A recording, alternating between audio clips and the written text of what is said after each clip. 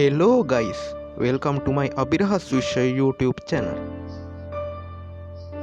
ඉතින් අද වීඩියෝ එකෙන් අරගෙන ඇවිල්ලා තියෙන්නේ මරියානා ආගාදය පිළිබඳ දෙවැනි එපිසෝඩ් එක.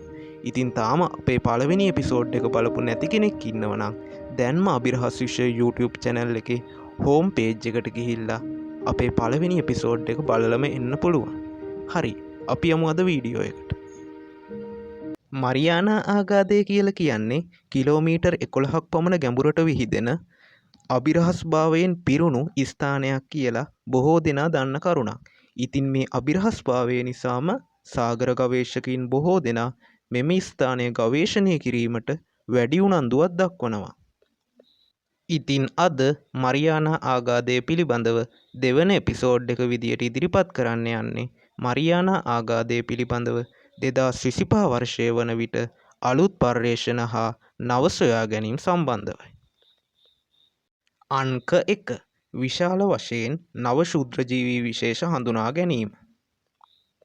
2021 වසරේ ආරම්භ කරන ලද මරියානා ට්‍රෙන්ච් එන්වයරන්මන්ට් ඇන්ඩ් ඉකොලොජි රිසර්ච් එනම් මීර් ප්‍රොජෙක්ට් එකට අනුව නව ශුද්‍රජීවී විශේෂ 7564ක් මරියානා ආගාදය ආශ්‍රිත මුහුදු ප්‍රදේශය තුළින් හඳුනාගෙන ඇත. වැදගත් කරුණ නම් මෙම ශුද්‍රජීවී විශේෂ වලින් 89.4ක් කලින් හඳුනාගෙන නොතිබීමයි. ඉතින් මේ ශුද්‍රජීවී විශේෂවල ඉහළ පීඩන හා ඉහළ උෂ්ණත්වයන්ට ඔරොත්තු දෙන පරිදි ජාන සැකසී ඇත. මෙම ශුද්‍රජීවී විශේෂ සඳහා උදාහරණ ලෙස නවල් හඩල් බැක්ටීරියා විශේෂ, ආකියා විශේෂ, වෛරස් විශේෂ දැක්විය හැකිය. අංක 2. ජෛව විවිධත්වය ඉහළ මට්ටමක පැවතීම.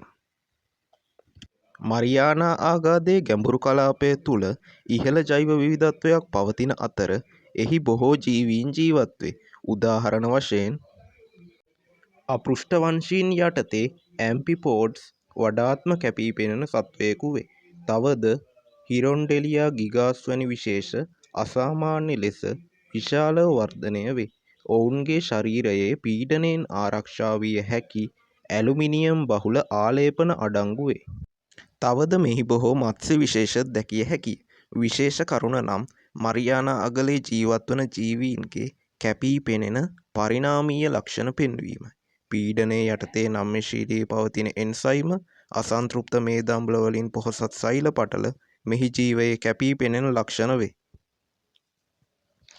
අංක 3. මරියානා ආගාදයේ මෑතකාලීන ගවේෂණ. මරියානා ආගාදය පිළිබඳව මෑතකාලීන ගවේෂණ යටතේ 2025 මාර්තු මාසයේදී චීන ද්‍රෝණ යානාවක් මරියානා ආගාදයේ කිලෝමීටර් 10.9ක් පමණ ගැඹුරට සාර්ථකව ගමන් කර ඇති බව වාර්තා වේ.